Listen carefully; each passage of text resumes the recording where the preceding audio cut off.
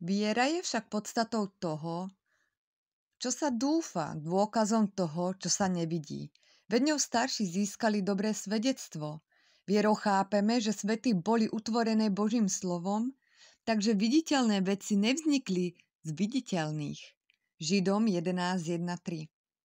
Nebeský Oče, ďakujem Ti za dar viery. Ja dnes stojím v pravde, že viera je podstatou vecí, ktoré dúfam, a dôkazom toho, čo ešte nevidím.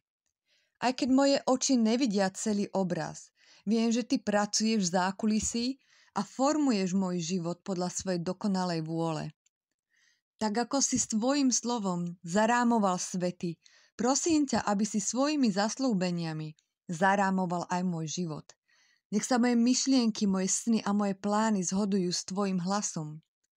Posilni moju vieru, Pane, nie v to, čo vidím, ale v to, kto si Ty. Pomôž mi byť ako veľkí muži a veľké ženy, ktorí získali dobré svedectvo, pretože Ti úplne dôverovali.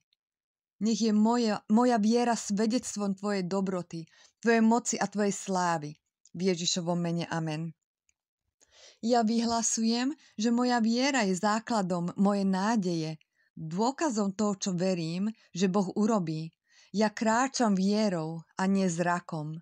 Ja dôverujem v neviditeľné, pretože dôverujem tomu, ktorý vidí všetko. Moje slova a myšlienky sú v súlade s Božími zaslúbeniami, tak ako boli svety utvorené Jeho slovom. Ja mám vieru starších, pevnú, vytrvalú a zakorenenú v pravde. Ja budem vidieť Božiu ruku v mojom živote, aj keď tomu procesu nerozumiem. To, čo vidím, môže byť obmedzené, ale môj Boh je neobmedzený.